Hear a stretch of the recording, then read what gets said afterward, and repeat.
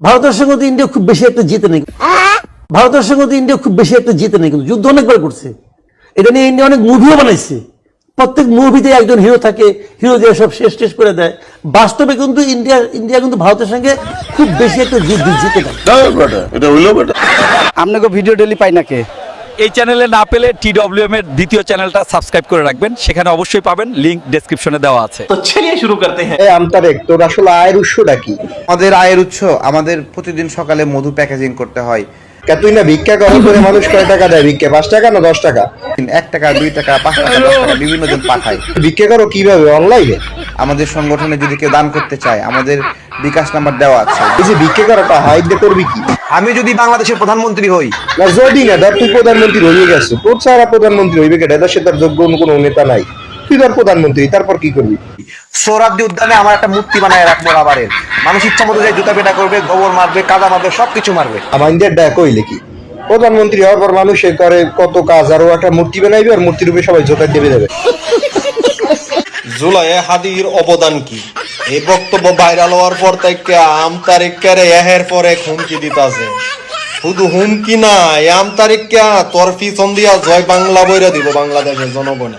দুঃখজনক, আমি জানি না আমার উপরে এত বেশি হুমকি আসছে।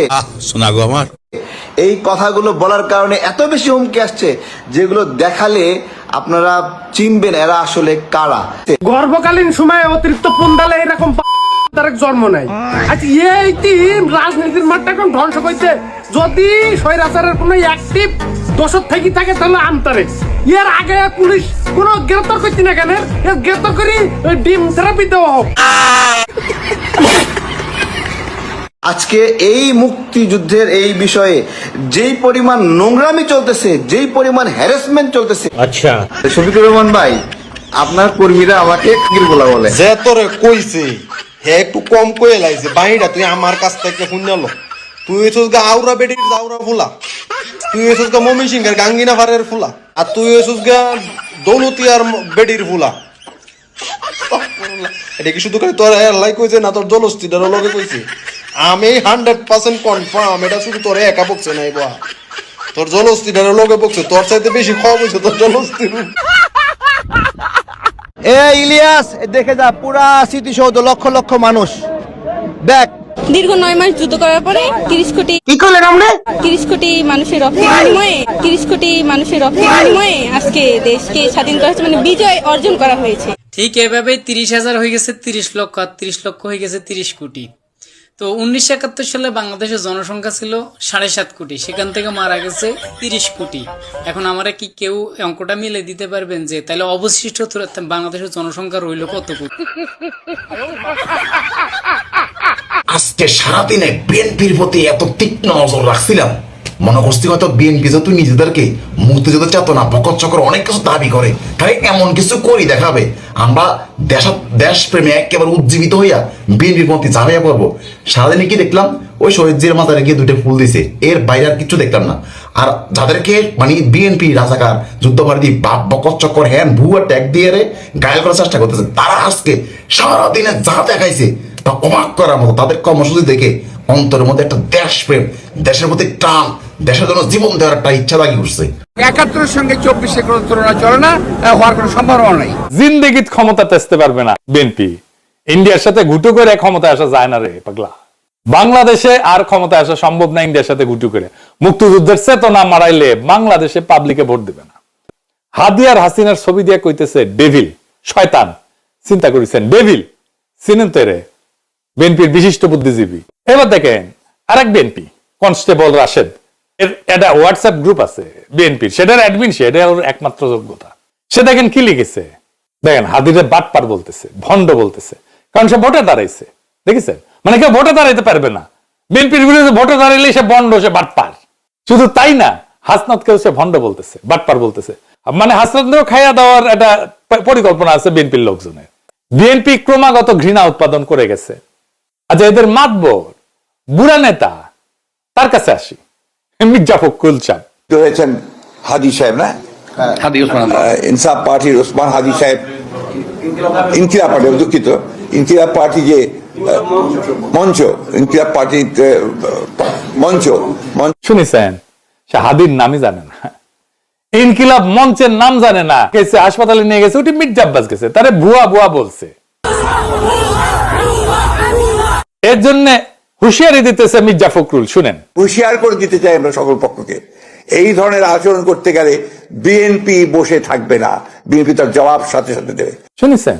এটি শেষ না, মির্জা আব্বাস নিজেও আবার হুঁশিয়ারি দিছে, শুনেন।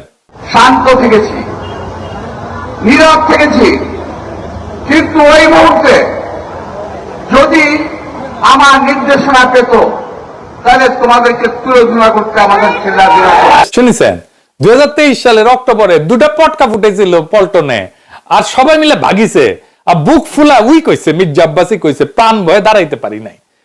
আর এখন মুখ ফুটিছে, তুলে ধরা করে দিবে নাকি? হ্যাঁ, ভাষা দেখেন, ভাষা। বিএনপি স্থায়ী কমিটির নেতার, বুড়া নেতার ভাষা, 2 পা হাঁটবার গেলে 4 বার দম ফুটে যাবে, উই তুলে ধরা করে দিবে, ভাষা দেখেন। সর্বোচ্চ নেতা বিএনপির, এই দলরা ভোট দিয়া ক্ষমতা আনবেন, ভাইবে দেখেন। মির্জা আব্বাস কোন মহারাজা এসে গেছেন আপনি যে বুয়া বুয়া কইতে পারবে না, পলিটিক্স করতে আসছেন? চামড়া এত পাতলা কেন? ম্যাখরে তো থাপ্পড় মারিছিল এটি প্রেসিডেন্ট, এটি বুয়া বুয়া কইছে, আপনি তো গায়ে হাত তোলে নাই। মাইনের ভয় দেখান কেন? মাস্তানি, হ্যাঁ, বুড়া হয়েছেন তাও খাইসলত যায়নি না, মায়ের ভয় করে নাকি আজকালকার পোলাপান? হাসিনার সাথে সিস্টেম করে টিকেছিলেন, সবাই জানে, মুখ খুলেন না। আপনার জন্য তোফা রেডি হইতেছে, কলে ইলেকশনের আগে পেয়ে যাবেন।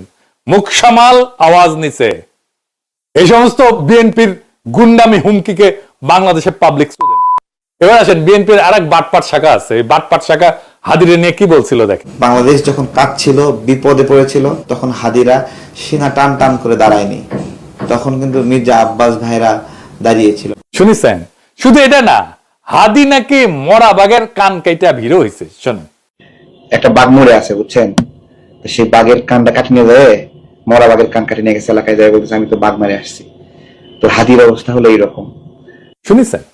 বিএনপি যেটা নিজে কবার পারে না, সেটাই বাটপারকে দিয়ে বলায় আর কি, বিএনপির অনলাইন গুন্ডা। আজকে তারেক রহমান তিনি অনশন করছেন, তিনি সঠিক কাজটি করেছেন, তিনি শর্ত পূরণ করেছেন, কিন্তু তারপরেও তার উপরে অন্যায় বিচার করা হচ্ছে। আমজনতার পার্টি যতবারই আমি কথা বলেছি, তারা জানিয়েছে তাদেরকে মাত্র যে যথেষ্ট হয়রানি করা হচ্ছে। পুরো বাটপার আশেপাশে নিয়ে বিএনপি রাজনীতি করে। এই জোকার, ওই যে আমতারেক টারেক, তারপরে ওই যে বিরানি আলম টালম, এইসব জোকার কিছু, ওদের খালি এখন হিরো আলম ছাড়া মোটামুটি সবাইকে ওরা ওদের দলে নিয়ে নিয়েছে। কোনো ভদ্র শিক্ষিত, কোনো যারা ইতিহাস জানে, যাদের মানুষ পছন্দ করে, যারা দেশপ্রেমিক, যারা দেশের কথা বলে, একজন ওনাদের দলে নাই।